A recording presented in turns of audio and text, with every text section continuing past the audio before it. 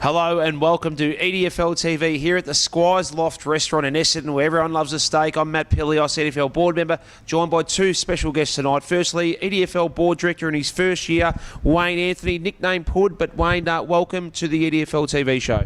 Thank you, young Matty, and it's great to be here. Mate, thank you for joining us, and mate, you've had a fantastic start on the EDFL board. Our second guest is Coburg District star, does all the media, a very good player, 36 goals this year in Division 2, first year in EDFL, Luke Vincitorio. Luke, welcome to EDFL TV, mate. You've been destined to come on the TV show in 2013. Thanks, Matty. Great to be here. Mate, great to have you both here. Wayne, we'll start with you, mate.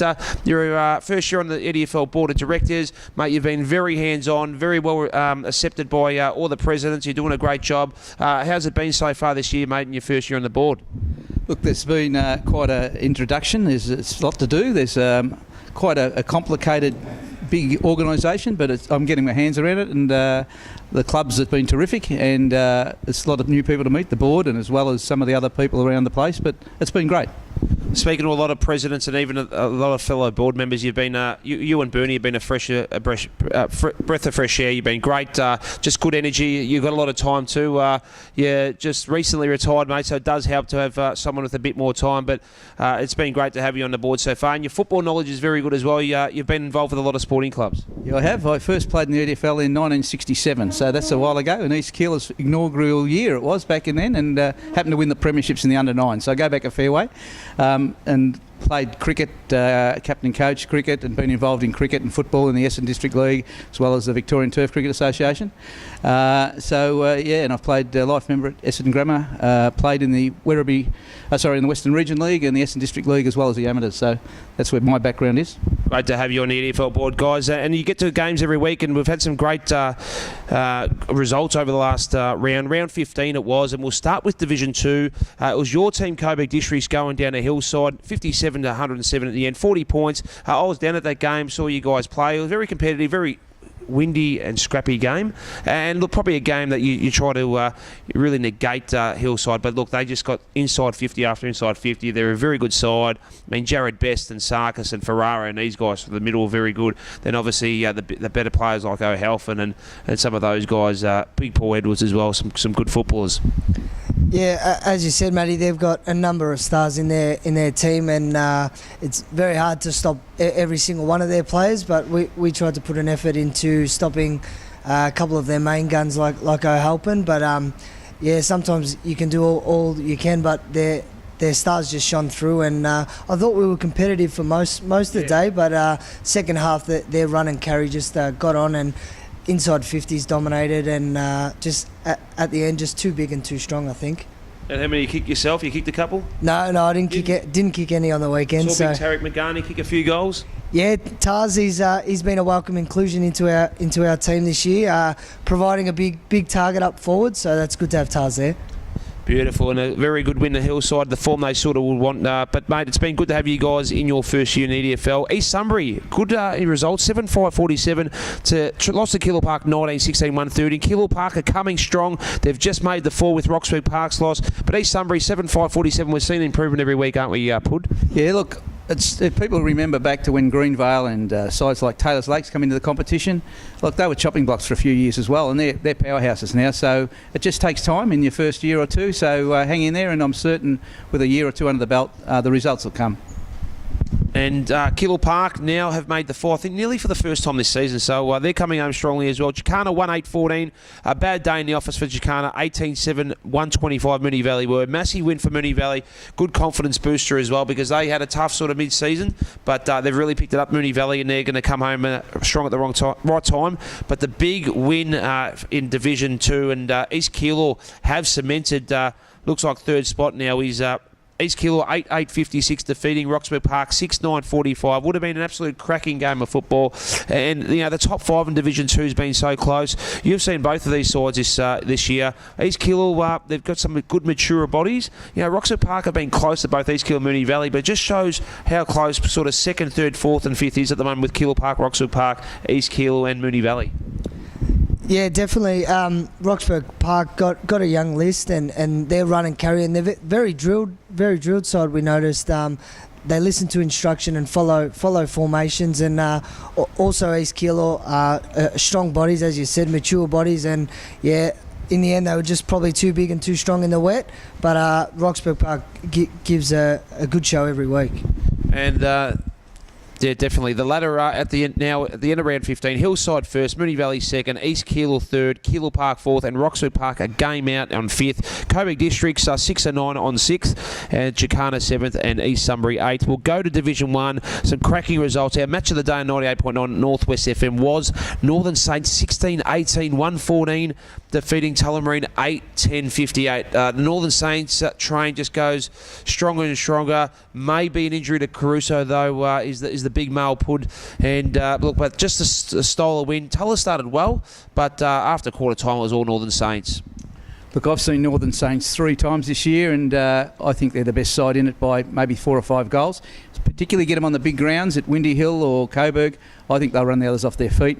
Tulla just seemed to run out of steam the last 3 or 4 weeks. Caruso's a massive loss. If he doesn't play in the finals, he's worth 40 kicks a week and maybe 3 goals. So he's a massive loss. Best of luck to Caruso, who obviously we want to have healthy for the final series, but well deserved win the Northern Saints. And Tulla just dropped down to third, and this is the first time they've been out of the top 2 all season. So those injuries obviously hurting him, and obviously the other side's getting a little bit stronger. But a few little worrying signs for Tulla because they were winning these games early season, but they're a very good club, well coached, and will bounce back. Craigieburn were the big surprise in the weekend. They really pushed Taylor's Lakes 12-12-84, losing to Taylor's Lakes 19-11-125. Glenroy 20-11-131. Versus West Coburg 8-9-57. A big statement by Glenroy because West Coburg have been coming. They've got 4 or 5 back in the last month. They've started to win games, but Glenroy really made a big statement to beat them by 12 goals at their home ground to say we're going to be the real deal. Put themselves in the top 2, and all of a sudden it's looking very, very impressive in the top in the Division 1. And West Meadow 6-4-40, lost to Hadfield 14-12-96. A real disappointing day in the office for West Meadows. Probably saw this as one of their last chances to win a game. With a couple of their players last week on EDFL TV, and they were confident, but Hadfield made a statement and said, we're with that top pack, and got a convincing in there. So ladder at the end is Northern Saints now on top, Glenroy second, Tullamarine third, Taylor's Lakes fourth, and then a big gap in front of West Coburg fifth, Hadfield sixth, Craigieburn seventh, and West Meadows eighth. It's still only 9% for the bottom position, Wayne, but also Taylor's Lakes and West Coburg fourth to fifth is 5 games.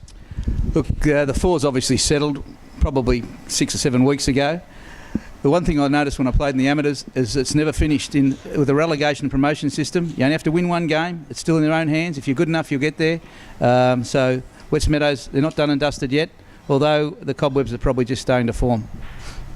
Yeah, definitely. So hopefully West Meadows, they're a proud club. They can do everything possible, but they're competing with Craigieburn, and Craigieburn were a Premier Division club last year, or /A-grade club last year, and it would be remarkable to see them drop 2 drops in the one time. It does happen in the VAFA occasionally, but never really seen it in EDFL. So it's going to be interesting, that fight for survival in the EDFL Division 1. The Essendon forward Division 1, I should say, here at Squires Loft, as they start cooking our steak. I've just got the medium rare.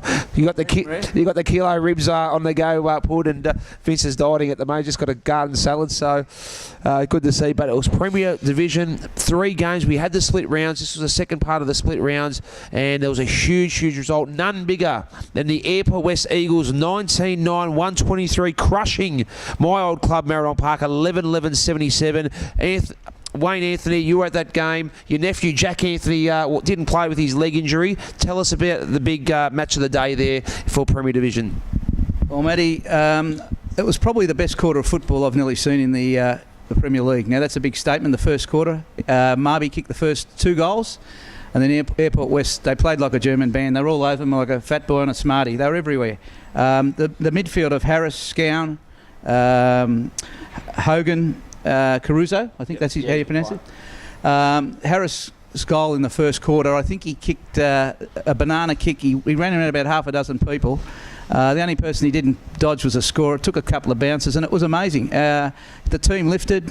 They got terrific forwards in Clayton Rogers, the boy with the movie star name, and Big Kenny kicked 4, but he give away 4. His bulky work, and he pushed and shoved, and he handballed a few off to those 2 brothers, the McVie brothers. Brothers, yeah. They didn't get far away from him, and they were terrific. And the big fella, special mention, the big boy in the ruck, Walsh. He fought hard on the ground. When it was on the ground, he went after it, and I was very impressed with them. Their improvement from the start of the year to now is probably 4 or 5 goals. They're not quite as good as maybe Abbas and Greenvale, but I tell you what, they're real close, and they're a real chance. If the grand finals played at Airport West, they'd win the premiership. They've got to play Avondale Heights, and they've got to play Greenvale there in the next couple of weeks, and mark my words, they'll win. They're very hard to beat. Yeah, look, a great review, and look, Marron Park would be really disappointed with that. I think the fact you could probably tell me that my mail was that they lacked some marking power with Anthony out and Lachlan Thompson out and Slade out. Probably heard of 3 guys, over 6 foot. Yeah, probably, but even with the men, Airport West were pretty good, and sometimes those guys come down from the AFL that maybe aren't always, how can I put it, they're keen to be there, but sometimes they don't give you 110%. It's a big statement, but sometimes they don't. Often they're maybe missing when the hard yards are there. And look, Airport West, they are the story of the EDFL Premier Division. They've come up, they were a dream side last year in our B grade or Division 1, and they recruited smartly, strategically. They got guys like Scown, who's a tough North Shores ex-captain in the Geelong League, Walsh, Boyd, who are quality ex-Geelong VFL 1s players, and also the big recruits of Hogan and Urquhart. Contest has done a magnificent job, and he could nearly be competing for Coach of the Year as well. So well done to the Airport West Footy Club. They're a great bunch of blokes, and I couldn't be happy for a better club to see them play finals in their first season back in Premier Division. Other results was Avondale Heights 24-13, 157, defeating Oak Park 6-6-42. The big story here was Patrick Rose, 10 goals, 6, massive effort. Yeah, look, I tipped at the start of the year, Matty, if you remember in the record, I said Paddy Rose will kick 80 plus and Avondale Heights will make the finals. Both Airport West and Avondale Heights are now in by 1 game and 20%. I don't think the 4 will change, and I think those 2 sides are a real chance to certainly challenge the top 2 teams. And just quietly, you're coming home very strongly in EDFL tipsters. I think this calculations have been incorrect because I was about 5 in front 2 weeks ago, and all of a sudden I'm only 1 in front of you and Adam Sarakoglu. But we'll do a recount. I'll probably be 3 in front. But going along strongly there in the tipsters. Well done, Avondale Heights. Dimartino, 5 goals is impressive as well. And Essendon Stars, 8-14-62, losing to Greenvale 23-15, 153. A 89-point loss at the end. But look, I'm actually surprised. I thought they would have got a little bit closer. Essendon Stars at their home ground, the smaller sort of ground, probably wouldn't suit the Jets spread. Essendon Stars got some players back. Just re-signed Marcus Barham for another 2 years. A good friend of mine as well, Billy Barham. He's a great bloke and great coach. I just thought the Essendon Stars, your old club, would have given a little bit more. Well, Matty, the mail was through the week. There was 6 or 7 of their best players that they dropped for not training on the bye weekend. Lobby Lloyd, after he's kicked 37 goals, they dropped him and some of their better players. So Marcus has taken a hard kind of road there, and maybe for the long term that's the way to go. If you don't want to play, here's your bags kind of thing. So maybe give him another chance, but they've done well, and they've come with he's come with very little in the bag about 3 years ago, and he's built them up to where they're winning 5 or 6 games a year with a bit of recruiting of key position players. They'd certainly lack key position players, and they'd know that. Their little men are as good as anyone going around. They've got terrific little fellas, but they need a few key position players. Yeah, spot on. Carter, Felton, Racing, and these guys are superstars. And look, they're a good club, and no doubt they'll be starting to plan slowly for next season as well. Okay, guys, time to go into round 16. It is Division 2. Some big games. First one, Hillside at home versus East Sunbury. First versus last. We'll get a quick tip on that one. A tip in one word, Hillside at home versus East Sunbury. It's hard to do it in one word with East Sunbury. That's 2 words, but Hillside will win easy. Best of luck to East Sunbury. Hillside for me as well. Get down there, and hopefully Steve Collingwood just decides to rest a couple of the Hillside big players and give some of these younger guys a go. And best of luck to East Sunbury once again. Keilor Park at home versus East Keilor. These guys are rivals for a long time in A-grade football EDFL. It's good history. They're in Division 2 now, really fighting for that 3rd, 4th and 5th spot. Keilor Park and East Keilor. I think it's the Calthorpe Mercedes Cup. It'll be a cracking game at home at Keilor Park, and this will be a very good game of Division 2 football. I have to go for the old side, East Keilor. They've played really well over the last 6 or 7 weeks. I think they've only lost 1 game, and they're coming home with a wet sail, so I think they'll play off in the grand final. That'd be my tip. Be a great game of football. Cooleritis in the middle versus Grampus will be a very good duel. Thomas is a good forward for Keilor Park. Look, I think Keilor Park just at home, but like Pud said, East Keilor been very good. Your tip for this one? I think East Keilor coming home with the wet sow, as you said, I think they'll just be too big and too strong, but probably within 2 kicks in it, I think. Should be a great game of football. Another one is Roxburgh Park versus Jacana. Luke, you've seen both of these sides. What's your thoughts on this one? I think Jacana's really just dropped off the last 2 weeks after a very impressive first 10 weeks. And Roxburgh Park going for finals. I think they're going to come out very hard. And they've been impressive the last fortnight. They've just lost to both Moonee Valley and Keilor Park. Yeah, Roxburgh Park been impressive this year. As I said before, their young group very structured and they follow instructions really well. I think they'll be too strong for an impressive Jacana. Although they sit second last on the ladder, they really give a good show every week, and you have to rock up to play when you play them. They're no pushovers really. So I think Roxburgh Park too strong though. And your side, Coburg Districts, travel to my old club, one of my only, with Marriott Park, Moonee Valley Football Club, who are now in second position, on fire. How are you going to beat the Moonee Valley Magpies this week? I ask you, Luke Vincitorio. Well, we're one and one, Moonee Valley and Coburg Districts. So I'm tipping this to be a close game. I'm hoping we get over the line, and I think our big boys up forward hopefully take a few marks, and if not, leave some crumbs for me and the other little blokes. But no, I think we get a couple blokes back this week, and hopefully we can just put a few goals together and get over the line there. Liam Johnson, a very good forward pocket for Moonee Valley as well. And I think last time one of your players tagged Michael Tanner, did an extremely good job and was probably one of the reasons you beat Moonee Valley at your ground. Just about the standard of the EDFL, you guys at Coburg Districts, fairly similar side. You finished 4th in the WRFL second tier division. You've come down here, you're sitting 6th at the moment. How strong is EDFL in your opinion?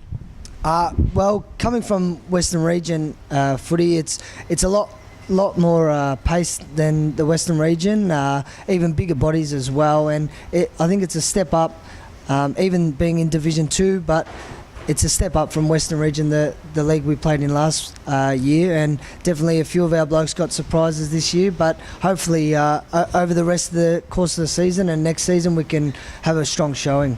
And as Wayne would agree, it's been great to have Coburg Districts and East Sembrine in their first year. Yeah, it's been terrific, and not only them, also we've got a couple others. Burnside have a fair chance to come in next year, and East Sunbury, it's only good for the competition, and our aim probably in the next 2 or 3, 4 years will be to have 10 sides in each division, and we'll certainly get there. Good Burnside hosts make a big impact. They've got a massive growing area. A lot of the potential Caroline Springs people as well. It'd be fantastic to have them in the comp and just add another dimension to the EDFL. So Division 2 going very strong. They were the games for round 16. Division 1, the Essendon 4 Division 1, some big games. Tullamarine firstly at home versus Craigieburn. Wayne, they've got 2 losses in a row. They're going to be very, very hungry to fight back and get another win. Ash Manning would never even think of losing 3 in a row, so I couldn't see him losing this one. And I think they get a couple of other players back who have been on long-term injuries. Look, Tulla will win the game, I think, but Craigieburn won't be that far away because they're playing for a spot. If they happen to win, they'll stay up. So they've got something to really play for. Another game is Taylors Lakes at home versus West Meadows, and Taylors Lakes Football Club have Daniel McFerrin playing his 600th local football game. He's a comp winner, I think, from St Albans. He's been a bit of a journeyman. Travelled to, I think, West Preston, played for West Preston in the Northern Footy League and was top comp winner there. Went to West Coburg, then he's gone to Heidelberg, then he's been to Taylors Lakes. We don't mind a journeyman in EDFL, but Daniel McFerrin, congratulations. Adam Sarakoglu from Star Newspaper, I think, is doing a good story there. But at home versus West Meadows, I just think they'll be too strong. They're gearing up for finals. They've got a few injuries coming back, but Stephen Burns has got a very seasoned side, and I think they'll get a comfortable win versus West Meadows at home. Yeah, I agree, Matty. Taylors Lakes, the condition of the ground was terrific, and Jockey Burns, he knows his stuff, so I'm certain they'll bring home the chocolates. And just David can tell me he's injured his shoulder for the year, or collarbone, so that's a massive loss. Huge player for Taylors Lakes, very fast and then spreads well as part of their premiership side, so we wish him the best. Taylors Lakes a very good